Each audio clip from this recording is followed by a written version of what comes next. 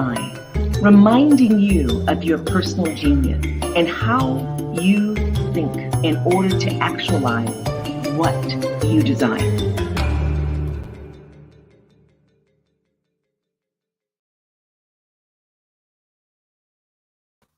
Hello, hello, hello. Lead Live. We welcome you to Lead Live. LEAD stands for Leadership Excellence and Achievement on Demand. We're pleased that you get to join us today. Our topic is, what can unconditional self-love do for you and others? Well, I'm pleased to know that a number of you who are watching this, you already know the answer to that. And yet you want to contribute at least energetically, and you're welcome to share notes later. Contribute at least energetically to this conversation or discussion about love in the workplace, love in the home, love in the community, love imagined, love reimagined. What is unconditional love again? There's so many ways to describe it because people use the word so often. One could say there's no such thing as unconditional love. Everything is conditioned. Those of us who are in the same paradigm, we know unconditional love is, if not the most powerful, it's among the most powerful love. It's being in relationship, independent or irrespective of any matter, including histories, flaws of one, including oneself. So why self-love? Because it's the most powerful love, I firmly believe.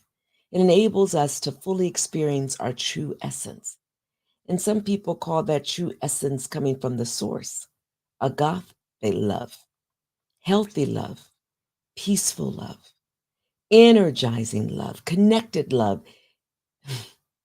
the nature of the source itself, love for all beings. It's full of wonder and definitely surprises. When I walk around a local lake, we call it Lake Merritt, 3+ mile walk, I thought I've seen just about all the trees and a lot of the landscape, and I'm always surprised to learn something new. Not only do I see new people frequently, I get to experience the place as though it's my first time walking around.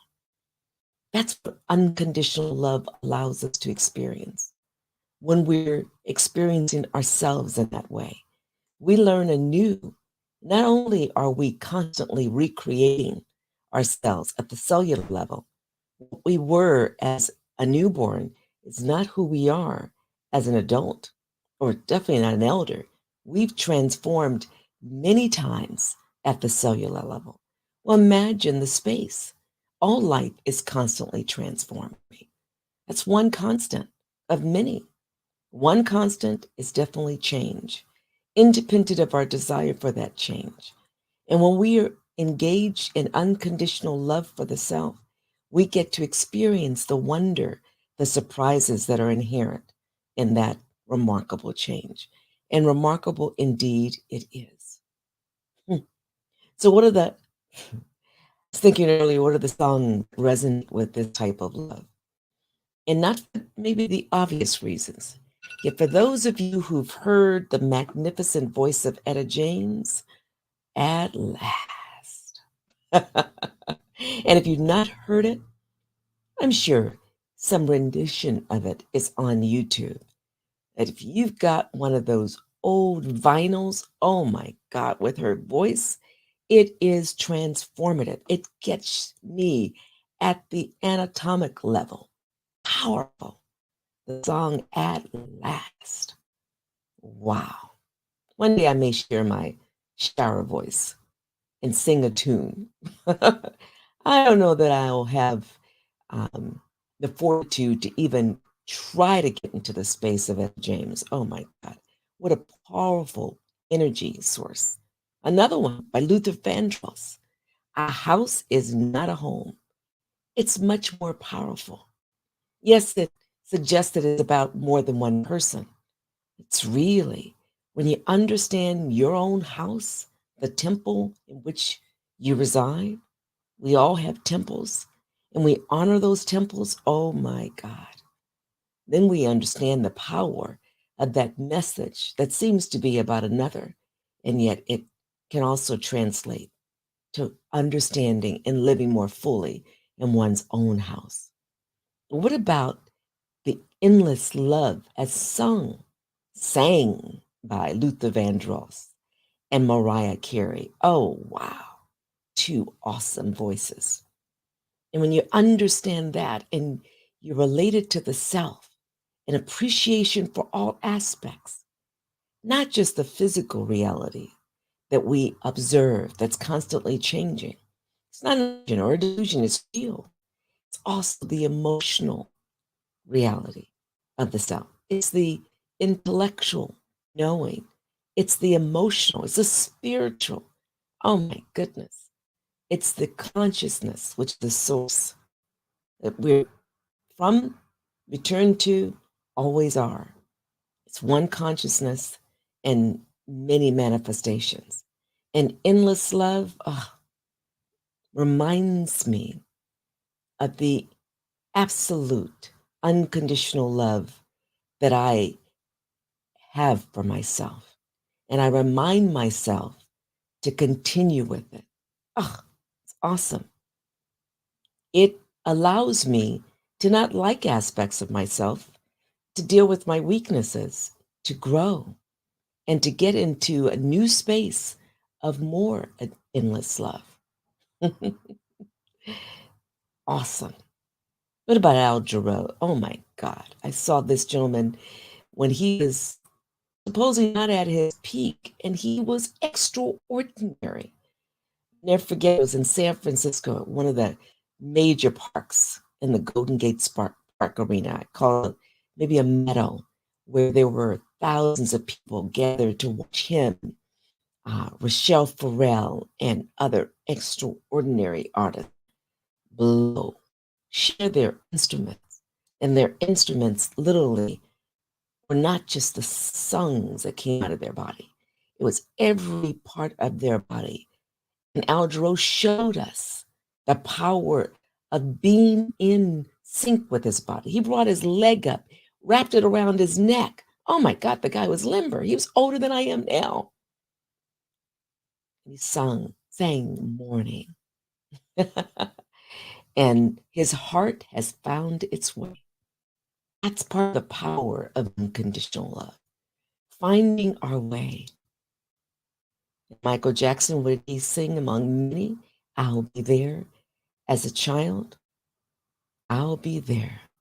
Can you imagine? Well, some of you don't have to imagine. You're experiencing it. And hopefully all of us experience it more continuously. And that is being there for the self all the time. When we're having challenges, difficulty, we're there for ourselves. So we can welcome others to be with us, for us. And we can be there in support of others because we know how to do that for ourselves. And we're healthier because of it. So what's unconditional self-love? What does it do for oneself?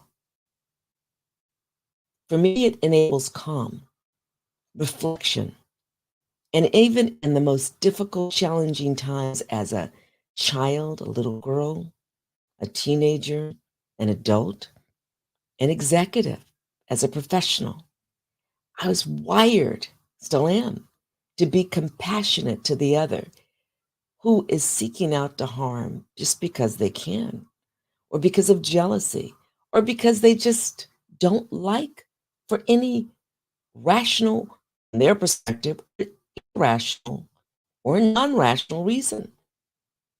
Compassion, oh my God, such a beautiful, fulfilling, and energizing feeling, experience, knowing. To be compassionate, even when someone is hurting you, doesn't mean you take it, doesn't mean that you allow it to continue.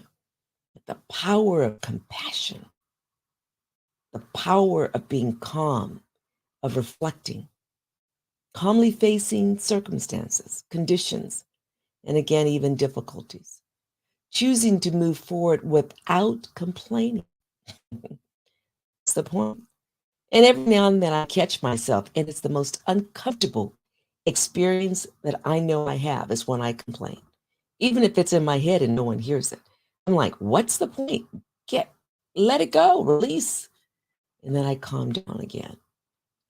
It's powerful to be so appreciative of the self that you can release the need to complain, the knowing patience and certainty to advance one's own cause in one's career, one's personal life, on behalf of others.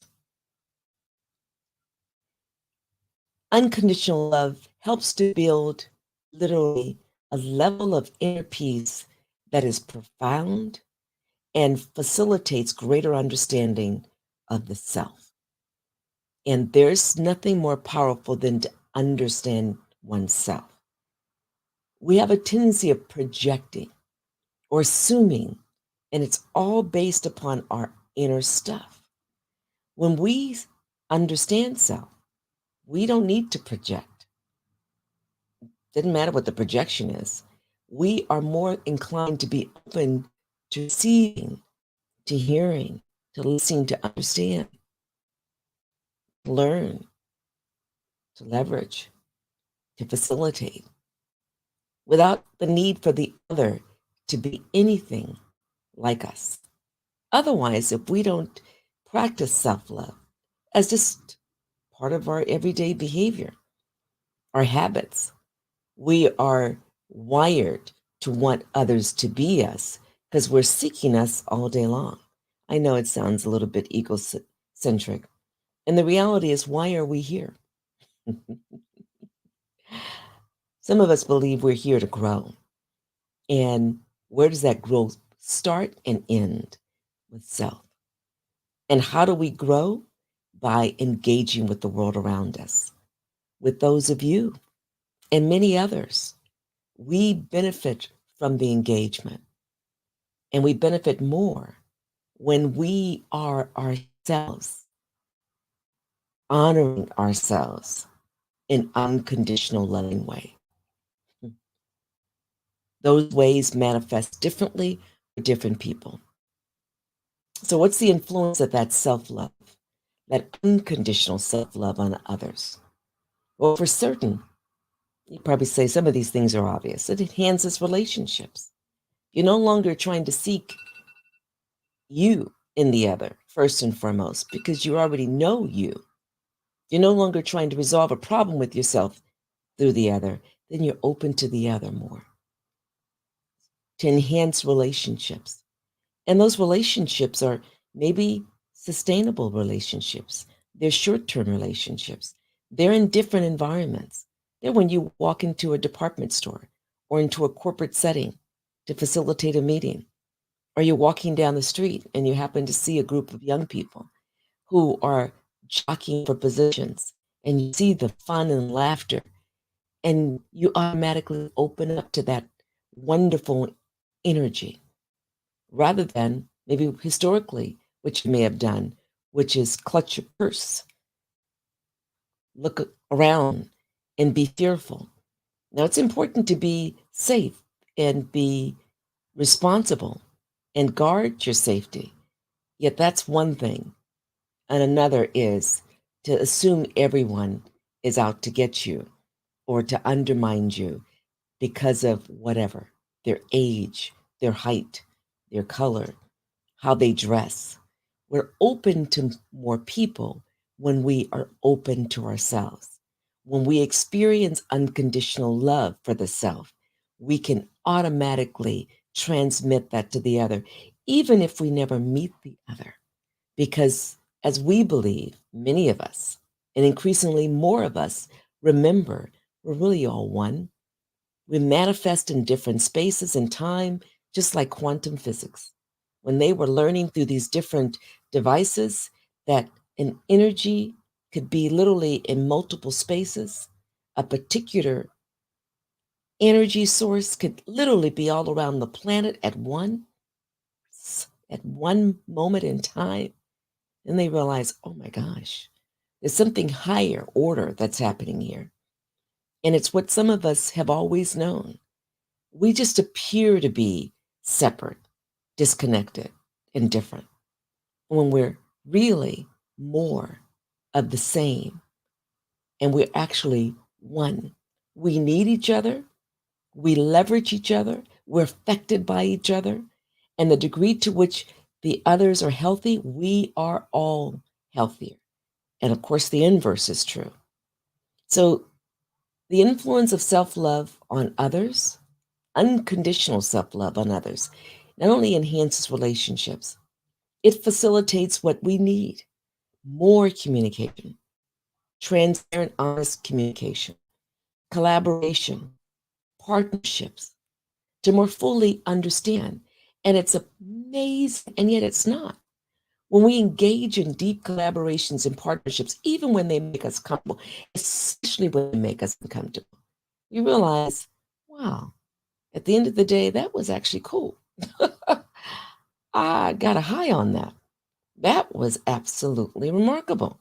You got a better idea than mine alone. Well, some of us know that the best ideas come from collaboration, from partnerships. Yes, there are a lot of geniuses walking around, and yet there are even more geniuses walking around who may not even take credit for their genius, yet they've inspired all kinds of solutions that serve the greatest good. In partnership, we make a difference. So, what does unconditional self love do also? Enables greater transparency and honesty, honors the best of oneself and others, focuses on strengths, minimizes challenges or even weaknesses of the others, because we're more concerned about what the other gives, the value of the other. I'm reminded of a colleague who has this beautiful son. I was able to glance at him from a distance and he just stared at me. It wasn't that much of a distance. Beautiful spirit. And most people, when they see him, if they allow themselves to see him, they will be overwhelmed by his clarity, his conviction, his transparency, his beauty. And just like many other young people, he has some visible physical disabilities, but he has no spiritual, seemingly, disabilities. His emotions are transparent. His intellect is profound. And so he brings to the table what many people don't, because he's not concerned about the things that too many of us are concerned about, the outer appearance. Yes, when I prepared for today, I was concerned about my hair. I was concerned about if I had the right kind of top on and is my face. Well, I'm looking at myself and I'm not even crazy about what I see. But the bottom line is, you're not here to see me. You're not even here to hear my voice. Ideally, you're here to hear something that will touch you at the energetic level. And so when I saw that young man, that son, he touched me at the energetic level and reminded me of my gifts. And that's what we do when we're in a space of unconditional love. We're not concerned about, yeah, we want to be presentable. We want people to be able to see us and see that we're likable so that they can be open. And once that's taken care of, they're looking for so much more substance. How does what you have to share? What is it that you're sharing that I may be able to leverage right away to my advantage? So that unconditional state of love allows people to be able to be open and envision possibilities. Can you imagine willfully welcoming the good in all others? Willfully welcoming the good in all others. That's what unconditional self love does. And yes, people often say, oh, you're so kind. And then they say to another person, they don't know it'll get back to you. Such a nice person, but probably won't be successful. Too nice. People can just run over her or him or them.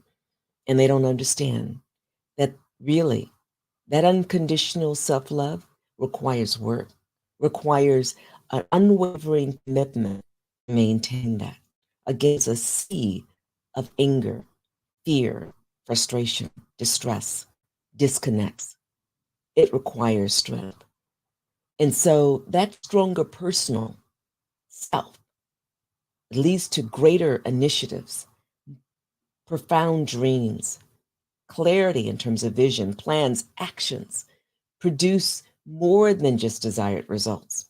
They produce the kind of results that are transformative. And so I say to everyone, remember the power of you, to honor you fully, and how that pays itself forward in you being able to honor the others more fully. Select the thoughts that add value. That's what unconditional self-love does. Helps us to narrow in, welcoming positive feelings, moods, greater sense of curiosity, exploration, and optimism. Likewise, greater clarity, conscientiousness, without a doubt, increased joy and happiness. Independent of whether you're smiling or even when anyone knows you're happy, being in that space of joy and happiness, oh my God, it enables the body to heal. We are powerful beings.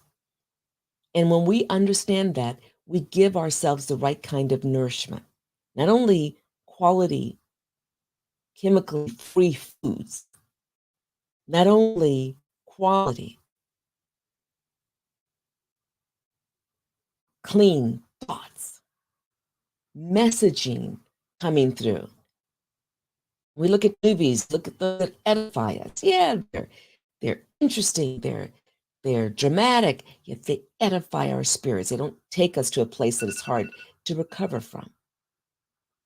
When we go dancing, go listen to music, listen to those musical instruments we listen that are at the right levels, harmonic levels that edify the actual energy of our bodies.